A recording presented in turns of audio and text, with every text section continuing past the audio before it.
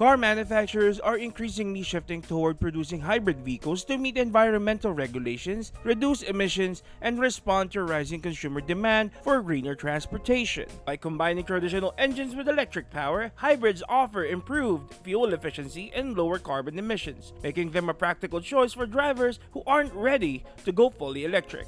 This move not only helps manufacturers meet sustainability goals, but also serves as a transitional step toward a fully electric future, supporting innovation while accommodating current infrastructure limitations. Electric vehicles, or EVs, and plug-in hybrid electric vehicles, also known as PHEVs, are becoming increasingly viable transportation options, especially for daily commuters in the Philippines.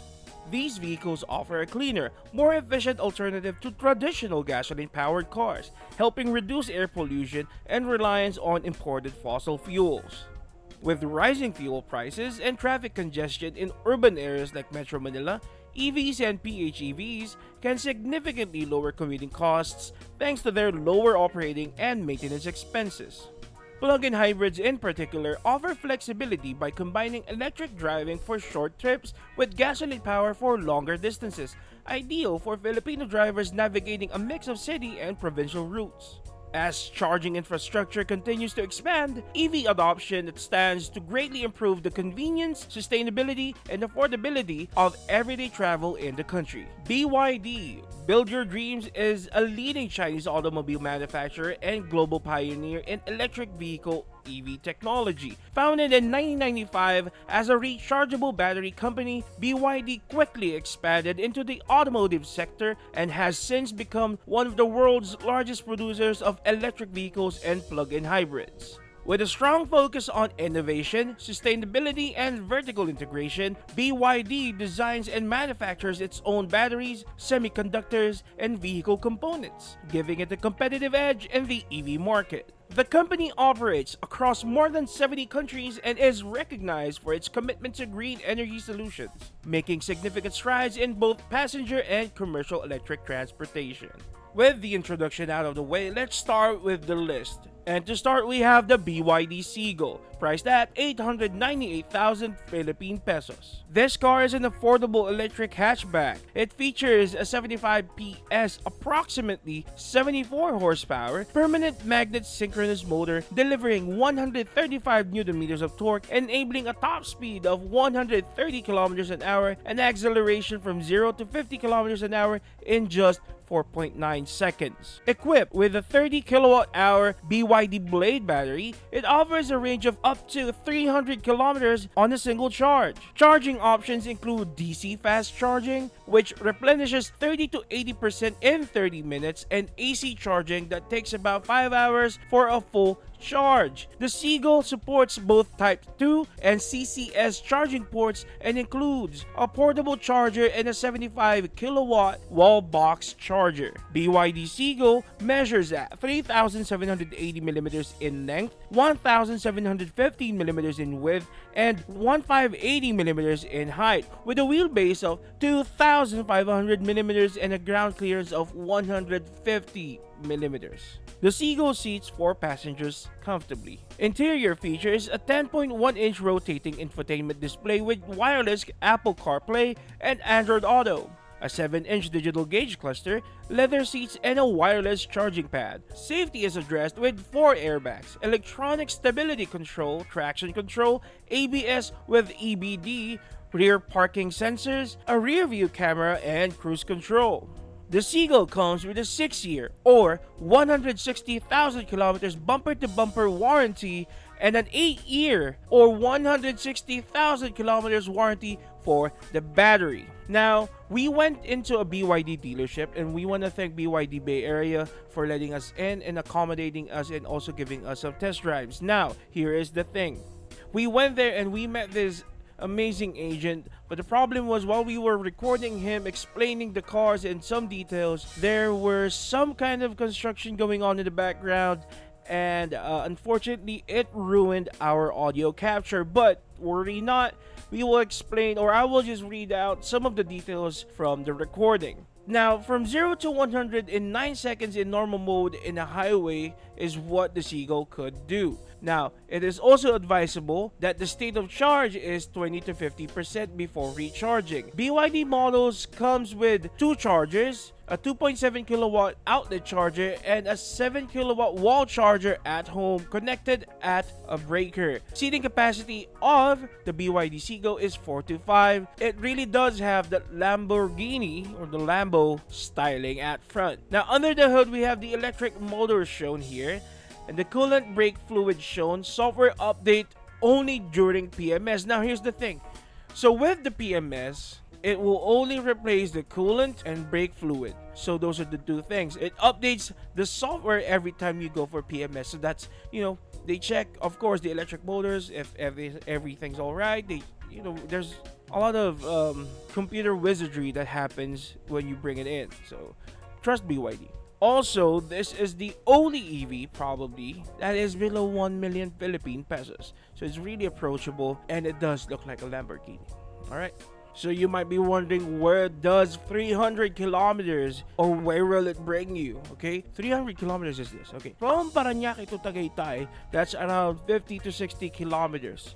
So you could go to Tagaytay and then come back home here at Parañaque and do it maybe 2 more times before the EV battery runs out. So that's a lot. That's a lot. Well, you know what? It's exciting. For me, it is. They're just going to do a full charge. According to the agent, a full charge will cost you around, depends on the kilowatt hour or depends on your battery capacity. I believe it's around 500 to 700 Philippine pesos for a full charge, but you know what? That's better than 2 full tanks of gas, I believe. 700 pesos is just maybe a motorcycle's full tank. My Dominar's full tank probably. I don't know, so that's a pretty good deal. Okay, up next we have the BYD Seal 5 DMI, priced at or starts at 948,000 Philippine pesos. The BYD Seal 5 DMI is a plug-in hybrid sedan available in 2 variants, dynamic and premium. Both models feature a front-wheel drive system powered by a 1.5-liter naturally aspirated 4-cylinder engine paired with a permanent magnet synchronous motor. The dynamic variant delivers 179 PS and 316 Nm of torque, while the premium offers 197 PS and 325 Nm of torque. Acceleration from 0 to 100 km an hour is achieved in 7.9 seconds for the dynamic and 7.3 seconds for the premium. The vehicles are equipped with the BYD Blade battery technology, with capacities of 8.3 kWh for the dynamic and 18.3 kWh for the premium, providing electric-only ranges of 50 kilometers and 115 kilometers respectively. Combined with a 48-liter fuel tank, the total driving range extends up to 1,175 kilometers for the dynamic and 1,240 kilometers for the premium, with real-world tests showing the premium reaching up to 1,645 kilometers on a single charge and full tank. In terms of dimensions, the Seal 5 DMI measures 4,780mm in length, 1,837mm in width, and 1,495mm in height, with a wheelbase of 2,718mm and a ground clearance of 160mm. It offers seating for 5 passengers and a cargo capacity of 450 liters. The dynamic variant is priced at 948,000 Philippine pesos, while the premium is available at 1,198,000 Philippine pesos. Charging times range from 3 to 3.5 hours using AC charging, with the premium variant supporting a faster 6.0 kilowatt charging rate and featuring vehicle-to-load or V2L capability. Additional features include a 12.8 rotating infotainment screen, wireless Apple CarPlay and Android Auto, and a suite of safety systems such as 6 airbags, ABS with EBD, traction control, and a tire pressure monitoring system. The premium variant further enhances comfort and convenience with dual-zone automatic climate control, a sunroof, and a 360-degree camera system. Now, we want to thank BYD Bay Area for letting us conduct a test drive with their agent. Now, that footage will be for members only. Now, this is a good segue to announce that our YouTube channel is growing enough and we have been accepted to the YouTube Partner Program or YouTube Membership Program, whatever it is. Now, you will have the chance to join us and you will get these following perks. Okay, number one, member exclusive podcast. Number two is test drive footages, because definitely those are going to be behind the membership area. And then we will also have early access and vlogs that are exclusive only for the members. Now, what's up with the Discord? The Discord channel that we're gonna provide for you guys are gonna be able to converse with us. You can ask direct questions to us. You can ask for advice, for helping. Maybe if you want to become a YouTube vlogger of some sorts also, well, we'll help you out if you're there. Also, if you have suggestions, if you have requests for certain cars, certain motorcycles, or certain topics, if you want to directly affect the content or rather suggest the content, well, the Discord is the key. But our goal still remains. 1,000 YouTube subscribers is what we need to get monetized. And after that, we're gonna have a new goal. And it's gonna involve all of us. We're gonna have a lot of fun, okay? Well, other than the fact that we still want to give away motorcycles, so please support us. Please subscribe, follow, like our YouTube page. We're also on TikTok now, where I unleash my motorcycle and whatever knowledge I have there. And please do follow us both on TikTok and YouTube, Velvet Pancake Media. And now here's our good agent Ali Rapadas from BYD Bay Area to explain some frequently asked questions and a little bit more detail about the Seal 5 DMI. So here po, ito po yung nakita niyo po sa harap yun is yung BYD Seal 5 Dynamic.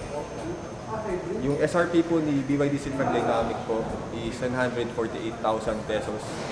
And we have white, which is ito po, gray, black, and dark blue. Ano po ba si Seal 5 Dynamic? Hybrid or electric? Seal 5 Dynamic po, one of our lineup po sa DMI lineup. So yun po yung hybrid technology ni BYD. 90% electric, 10% gas. In other words, ang source of power po ni DMI is yung electric. Then yung gas, the purpose of the gas is to charge the battery. Pag mababa na yung power ng battery habang tumatakbo kayo or lumalagpas kayo ng 80 kilometers sa highway, doon gumagana yung engine. So it doesn't matter kung gaano ka puno yung battery mo. Basta lumagpas ka ng 80 kilometers per hour, mag-charge ka siya. Yes po, mag-charge din po siya. At the same time, support rin niya po yung performance na gusto nyo, which is yung fast speed nyo po sa highway. Okay. Kasi hindi po kaya ni battery i-sustain yung speed po ng more than 80 kilometers. Gawa nga po, yung battery lang po ng DMI technology is maliit lang po. So, syempre, madidrain siya agad. Mabilis madidrain kapag nag-sustain ka ng 80 kilometers. Yes po, mas mabilis po madrain kasi yun nga po is maliit lang po yung kilowatt ng battery po ng DMI technology. So, sir, this is your family sedan? Tama po ba? Yes sir, opo. So, if it's okay, sir, let's check yung hood. Okay, let's check yung hood po. So, ito po yung under ng hood po ng hybrid system ni BYD. So, this is the engine, the 1.5 liter engine po. Then, ito po yung electric motor. So, kung napapansin nyo, since may engine siya, may dipstick siya, dito po siya i-change oil. Then, ito yung electric motor, yung usual maintenance po dito is software update. I see. So, marami nagtatanong sa amin, sa mga nag-i-inquire, kung yung software update ba is hiwalay pa ba sa change oil. Actually, yung sagot ko dyan po is, pag magpapa-PMS po kayo, ginagawa na po yan sabay lahat. So, pinapalit yung oil, lahat ito, yung coolant, yung mga brake fluid, pinapalit yan. Tapos yung software ng electric motor, ina-update na rin po at the same time. So, yun po usually yung maintenance po. Marami rin nagtatanong, kailan ba yung maintenance interval ng hybrid system ni BYD? So, same po yung maintenance interval ni BYD EV saka BYD hybrid. First PMS po ng BYD is after 3 months or 5,000 kilometers, whichever comes first. Then, after nun, every 1 year na po or 20,000 kilometers, whichever comes first. Sa lahat po ng BYD cars natin yan, sir? Or specific na po? Ang kaibahan lang ni hybrid saka ni EV, since may engine po si hybrid, need po i-change oil. While si EV, ang usual basic maintenance po dyan is software update. I see. Tapos yung mga brake fluid, yung mga coolant, yan, pinapalitan nila. So, mas less maintenance po si EV compared kay hybrid kasi yun nga, sa EV, wala ka ng change oil. Si hybrid kasi, since may gas siya, need mo i-maintain yung fuel system. So, talagang, that's the one factor po, bakit talaga mas mura sa maintenance po si EV compared sa hybrid. Thank you, sir. Well, up next we have the Shark 6 DMO, priced at or starts at 2,098,000 Philippine pesos. The BYD Shark 6 DMO is a plug-in hybrid pickup available in the Philippines in two variants. Advanced is the base one, priced at 2,098,000 Philippine pesos, while the premium is 298,000 Philippine pesos. It features a dual-motor off-road DMO system comprising a 1.5-liter turbocharged gasoline engine and two electric motors, 231 PS front and 204 PS rear, delivering a combined output of 435 PS and 650 Nm of torque. This setup enables the Shark 6 DMO to accelerate from 0 to 100 km an hour in just 5.7 seconds. The vehicle is equipped with the 29.6 kWh BYD Blade battery, offering an electric-only range of up to 100 kilometers and a combined range of up to 800 kilometers. A local proficiency test reported a range of 1,114.3 kilometers under specific conditions. Charging options include 55 kilowatt DC fast charging, 30 to 80% in 24 minutes, and 7 kilowatt AC charging 15 to 100% in 5.2 hours. The Shark 6 DMO measures at 5,457 millimeters in length, 1,971 millimeters in width, and 1,925 millimeters in height. With a wheelbase of 3,260 millimeters, the Shark 6 DMO offers a ground clearance of 230 millimeters and a wading depth of 700 millimeters.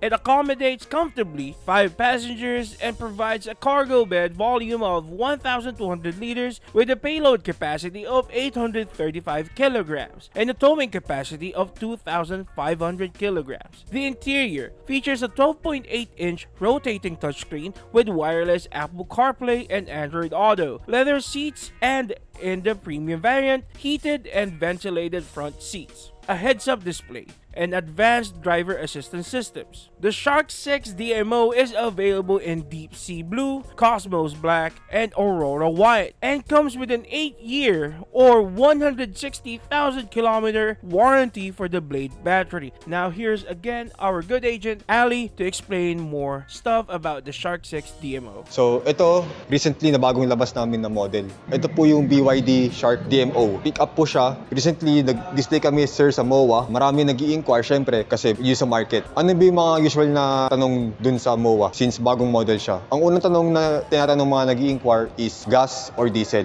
Kasi yun nga, nasanay tayo sa market, karamihan ng mga pick-up ng mga mainstream brand is diesel. So, ang sagot po dyan is gas po siya. So, isa pang tanong is ilang cc yung makina? Ang cc po ng makina po is 1.5.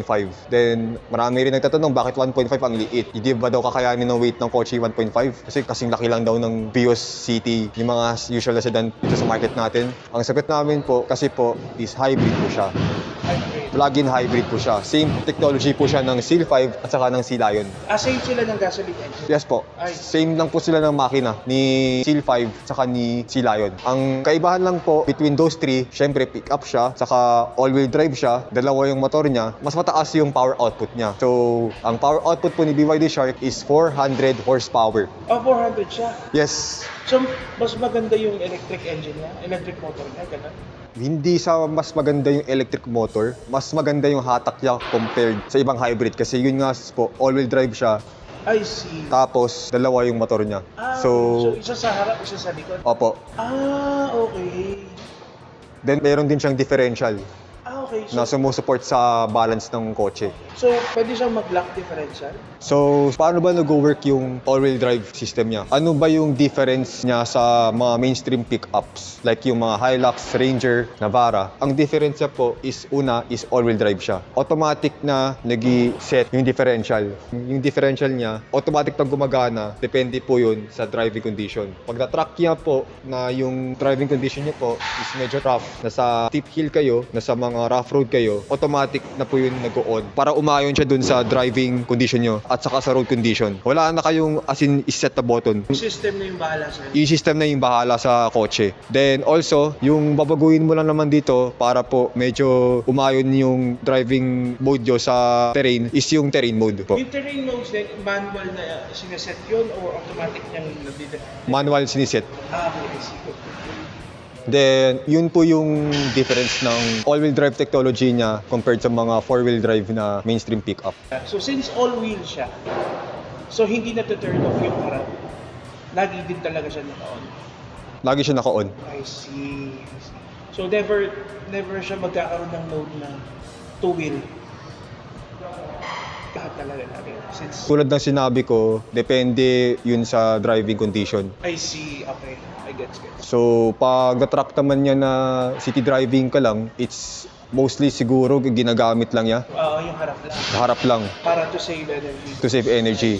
Tapos, pag medyo madulas or nag-high speed kayo, madulas yung daan, na-track niya na basa or nasa putik kayo, doon na gumagamit ng yung apat. Yun nga po, ito yung one of the rare pick-up po sa market na smart na. Kumbaga yung technology niya, siya na bahala sa driver. As in, wala na alalahanin yung driver na may masiset pa siya ganito. Hayaan niyo lang yung kotse na umayon sa road condition. Doon siya kakaiba sa mga mainstream pick-up. So, ito na po yung under the hood po ni BYD Shark. Kung napapansin nyo, medyo kakaiba yung under the hood niya sa Seal 5. So, since malaki yung kilowatt ng battery ni BYD Shark compared sa Seal 5, yung kilowatt battery po ni BYD Shark is 29 kilowatt. Compare po sa Seal 5 na dynamic na pinakita namin kanina, 8 kilowatt. Expect nyo po is malaki po yung motor ni BYD Shark. Kaya kaya may takip siya. Same naman po sa layout ni Seal 5 Dynamic. Ito yung electric motor, nandito yung engine. Ano ang usual maintenance sa Shark? So, same naman po, since sa Seal 5 Dynamic, at saka sa Seal Lion po, sa hybrid models po ni BYD, need nyo po i-change oil. I see. Since may engine po. Yeah. Tapos need nyo lang din i-maintain yung fuel system since may gas po siya. Then, to add na rin po, ano pong recommended na gas po? 95 octane po. So, sa kabila, walang required na octane doon. Required po sa lahat ng BYD hybrid po. Asa lang. So, pati sa Seal. Seal ba yun? Seal 5 Dynamic po. Sa Seal 5 Dynamic, kailangan 95. Opo. Dito kailangan 95 din. Opo. I see. Sea Lion rin po. Opo. Yun po. Then, yun, same rin po sa normal na kotse. Need po ng coolant. I-maintain yung coolant. Need po palitan yan every PMS. Tapos yung brake fluid po. Then, kasama na rin po dyan, since may electric motor siya, need po i-software update every PMS. Then, diagnosis to check up the car kung worth it pa siya gamitin for the long run, kung okay pa ba yung andar niya in general. I see. So, yun po yung maintenance po ni BYD Shark. Tapos yung sa maintenance interval po, same rin po sa lahat ng BYD models. First PMS po is after 3 months or 5K. Then, after nun, 1 year or 20,000 kilometers, whichever comes first. So, costly ba yung maintenance ni BYD Shark? If you compare po sa ibang hybrid models, yung Seal 5 at saka yung Seal Lion, then lalo na sa EV, mas costly si Shark. Kasi meron ka pang kailangan i-maintain na differential, then fuel system, then engine. Yun yung padagdag maintenance po sa Shark. Since all-wheel drive siya, then meron pa siyang differential na kasama. So, ito, powered na rin po siya. Pag bubuksan siya, hindi mo na siya kailangan harangan pag bubuksan mo. So, pag binuksan mo, presyo lang po twice, bukas na po siya. See, ito yung button niya. Ito po. Meron din siya sa loob, sir. Control po para mabuksan sa head unit. Then, meron din siya sa susi. Okay. So, ito po yung boot niya. Papakita na lang po sa screen yung exact dimensions po ng likod. And also, yung isang highlight po feature po dito, since electric po siya, meron po siyang outlet. 5 kilowatt lang po yung kaya niya i-power. So, apat siya, no? 4 po. So, So, I see. Ayan. Kaya na i-power po is yung mga charger, mga pang-camping, mga ilaw, Yes. yung mga ganun lang po. Pero kung mga high power na po na ano na Lutuan, ganun. mga lutuan, mga high power po ng mga pampalamig, mga coolers na pampalamig, yung mga medyo mataas na yung kilowatt na appliances. Ang maganda po dun, pwede pa. Kaso, yun po, gagamitin niyo na po yung V2L. Ah, okay. Ano yung V2L? Yung V2L po, meron po siya sa lahat ng BYD models. Yung V2L po, yun po yung extension outlet na sinasaksak dito sa charger port. I see. So, yun po is para siyang extension po. Gagamitin niya po yung power ng mismong battery para po i-power yung appliance niyo. Para siya extension po. So, yun po. Maganda talaga siya pang outdoor. Itong BYD Shark. So, for the price, advance po is 2.1 million. Si premium po is 2.3 million. Si advance, ito po, wala po siyang roof rail. Okay, I see. Wala po. Then, wala po rin po siya ditong rail po sa likod. Hindi to po. Yun. Tapos, sa ADAS, si Advancer, ang nawala sa kanya sa ADAS is wala siyang lane keep assist, emergency braking, and collision warning. While si Premium, mayroon siyang lane keep assist, collision warning, and emergency braking. Sa performance, same sila. Same horsepower, 400 horsepower, 0 to 100, nasa 4 to 5 seconds. So, yun po si BYD Shark. Up next, we have the Tang EV, priced at 3,321,000 Philippine pesos. The BYD Tang EV, available in the Philippine market, is a premium all-electric, all-wheel drive SUV designed to accommodate 7 passengers, while comfortably 6. It is powered by a dual-motor setup. The front motor delivers 244 horsepower and 315 Nm of torque, while the rear motor produces 271 horsepower and 350 Nm of torque, resulting in a combined output of 515 horsepower and 700 Nm of torque. This configuration enables the Tang EV to accelerate from 0 to 100 km an hour in approximately 4.9 seconds and achieve a top speed of 190 km an hour. The vehicle is equipped with a 108.8 kWh BYD Blade battery, providing a WTP certified range of up to 530 km on a full charge. Charging options include AC charging, which takes about 15 hours for a full charge, and DC fast charging, capable of charging from 30 to 80% in approximately 35 minutes. In terms of dimensions, the BYD Tang EV measures 4,970mm in length, 1,950mm in width, and 1,745mm in height, with a wheelbase of 2,820mm and a ground clearance of 150mm.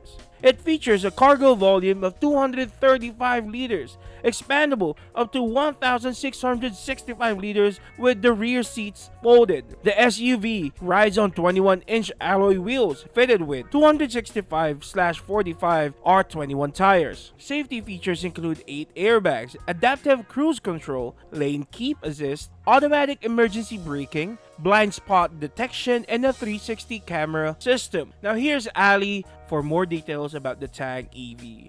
So here po, in your front is the BYD Tang.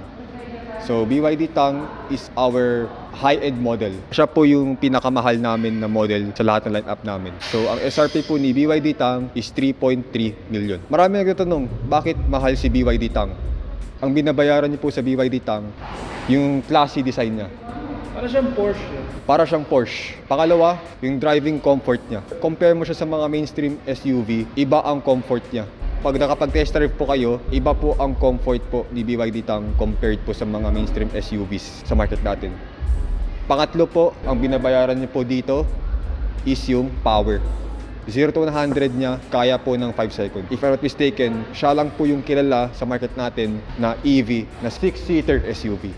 Okay, so hindi siya hybrid, full EV siya. Full EV siya. Yung full range niya po, full charge, good for 530 kilometers po. 530? 530 kilometers. Kaya po balikan ng Tagaytay galing dito. Saka maganda siya gamitin sa long drive. Proven, hindi ka mapapagod pag dinarive yun. Gawa na malaki yung kotse, komportable siya. Yung mga lubak, since malaki yung gulong niya. Size niya. Size niya po 265 45, 21. 21. Tapos ang baba pa niya, hindi siya gano'ng kataas. So talagang komportable siya, masarap talaga siya i-long drive. Then dagdag nyo pa yung instant torque ng EV. Para maniwala po kayo sa akin, much better po mag-test drive po tayo dito sa BYD Manila Bay. Para po talagang maniwala kayo kung gaano kasarap to i-drive. So since EV siya, ito po yung electric motor ni BYD Tang. So wala na siyang engine kasi yun nga EV siya. Yung basic maintenance po ni BYD Tang, same po sa Seagull. Software update, palit ng coolant, palit ng brake fluid. Kaya mura si EV sa maintenance. Malaking tipid. 70% ang matitipid nyo over sa usual na digasta kotse na sasakyan. Inangat mo siya. May struts na agad. Oo, meron na siya po. Meron na po siyang hydraulic strut po. Kung nakita niyo yung motor ng Seagull kanina sa video, medyo malaki yung Tang kasi yun nga na malaki yung kilowatt ang battery ni BYD Tang. So ito yung motor niya, it makes ilan nila 230? Power stroke. Ay. So in horsepower, ilan yung na Around 300. 300 horsepower. If I'm not mistaken. Alright. So we'll make sure na lang we'll put it on the screen. Then yung kilowatt ng battery, if I'm not mistaken, since all-wheel drive siya, since EV siya, malaki ang battery niya compared sa Shark. Thank you. And the last but not the least, we have the BYD Seal, starts at 1,998,000 Philippine pesos. The BYD Seal, available in the Philippines, is a fully electric mid-size sedan offered in multiple variants. The base model features a 61.4 kilowatt-hour BYD Blade battery, delivering approximately 200 horsepower and a range of up to 510 kilometers per full charge. The top-tier performance variant boasts an 82.5 kilowatt-hour battery, all-wheel drive, and a combined output of 522 horsepower, enabling a 0 to 100 kilometers an hour acceleration in just 3.8 seconds. And by the way, if you're a member, you're gonna see that footage of acceleration on the members-only version of this video. Going back, depending on the variant, the Seal offers a driving range between 510 kilometers and 580 kilometers per full charge. Charging options include AC charging, 0 to 100% in 12 to 16 hours, and DC fast charging, 30 to 80% in approximately 30 minutes. In terms of dimensions, the BYD Seal measures 4,800mm in length, 1,875mm in width, and 1,460mm in height, with a wheelbase of 2,920mm and a ground clearance of 120mm. It comfortably seats 5 passengers and offers a rear trunk capacity of 400 liters. The vehicle comes equipped with safety features such as 6 airbags, ISOFIX child seat anchors, and advanced driver assistance systems, including a 360-degree camera and radar-based aids. And now here is Ali Rapadas to explain further details about the BYD Seal. So last, yung line-up namin dito sa showroom is ito. Isa sa pinaka-paborito ko na i-drive, yung BYD Seal Performance all-wheel drive. So unang tanong ng mga nag-i-inquire sa amin dito, magkano to? 2.5 million pesos po. Marami nagtatanong, bakit po mahal? Kasi ang binabayaran niyo po din is yung design. Yung sporty design niya, kakaiba. Attractive siya sa malayo. Then pangalawa, ang binabayaran niyo po dito is yung performance niya. Yung performance niya, 500 horsepower. Yun ang reason bakit mahal. 2.5 million po. Kasi po yung performance niya po talaga is kakaiba. Then yung 0 to 100 niya, 3 seconds. So, pag medyo bibigat ang paa niyo sa accelerator, make sure po, naka-seatbelt kayo, naka-seatbelt po yung mga pasahero nyo. Kasi baka mabigla po kayo lahat sa kotse. Baka tumalsik kayo. Kidding aside, pero safety pa rin tayo. So, basta iba ang power niya pag galing ka talaga sa normal na gas na kotse.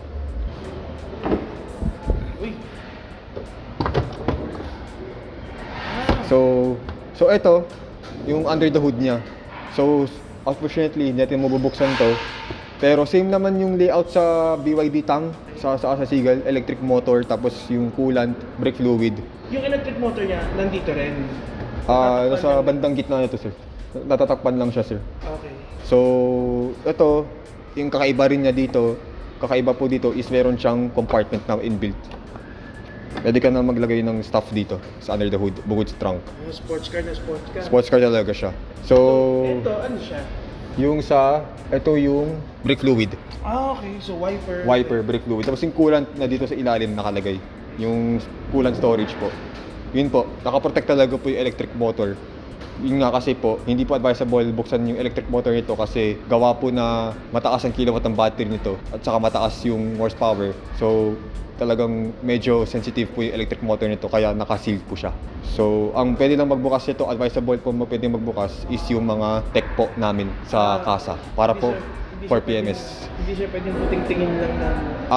Hindi naman sa pwede buksan kung kahit sino, hindi siya advisable.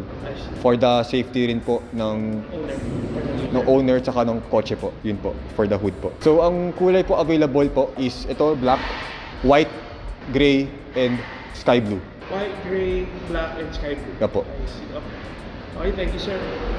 Now with that said, we have drive tested 2 cars from them. We have Seal 5 DMI and the Seal. Now, my opinion, if I could afford the Seal, the top tier version of Seal, I would get it. But I could just like afford if I'm just a regular Joe and I want to have a hybrid and I want it to be like a plug-in hybrid, I would take the Seal 5 DMI any day. It's just great. So, added information, the engine charging or the petrol engine charge will begin, it will turn on when you step up the gas, when you reach 80 kilometers an hour, or when you reach more than 100 kilometers of driving. So whichever comes first, 100 kilometers or 80 kilometers an hour, the engine will turn on, or it really depends on your state of charge. So you could change where or when your battery will be charged.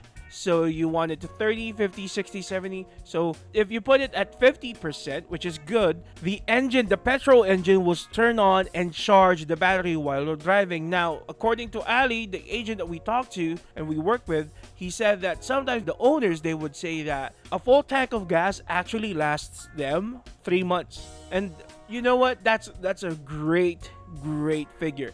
With the gas prices today and the prices of everything, that's one hell of a save. Now here's the thing. The question that you've been asking for in your head, maybe you're enticed with BYD. Like me, I am enticed with BYD. This is a great or an amazing platform. This is an amazing brand, and I've done my research. I've conducted my due diligence, and I know that they're good and I know that they're great. Now I'm willing to spend my money on them if I ever have money. Now it's your hard-earned money, and you must conduct your due diligence, like where to spend it, because it's your money, and I can't blame you for doing your research, and maybe that's why you're here. But the thing is, I want you to consider this brand, and I want you to consider test driving their cars, because it really changed my mind. Because I was all set. I said, I'm just gonna get like a second-hand gasoline car, blah, blah, blah, blah, blah, blah, whatever, right? But when I drove these cars, I said, you know what?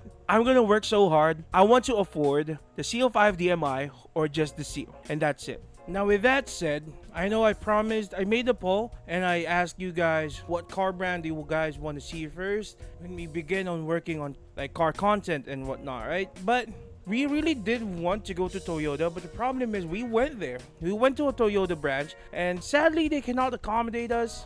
But there's a lovely agent there. There's a good agent there that gave us like an idea where to go. So we're gonna go there next time. BYD was just in the area, so we took a chance. We just, might as well. And you know what? By sheer luck, they approved of us going into their dealership, recording them, taking videos of their cars, and test driving their cars too. So shout out to our good agent, Ali Rapadas, for entertaining us. And we will show his credentials or details on the screen. So if you want to inquire more about BYD cars, you could just go ahead and talk to him. Alright, so with that said, I want to thank you guys again. Please like, share, and subscribe. Also consider joining our membership program. It's gonna help us a lot. Alright, ciao. Viewers, ako po si Ali Rapadas. Ako po ay sales consultant po dito sa BYD Manila Bay. So, contact number ko po is 0929-5127-536. Ilalagay na lang po sa description below po. Description below and somewhere on the screen, makikita niyo yung details ni sir. Then, contact nyo lang ako kung gusto nyo mag-test drive, may mga inquiries kayo. For test drive, we can schedule po anytime. And for inquiries, message nyo lang po ako sa Viber or SMS. Message nyo lang kayo anytime. Then, magtanong kayo kung anong gusto yung tanong tungkol sa brand namin saka sa mga models namin na interested po kayo. Thank you, sir. Thank you, sir.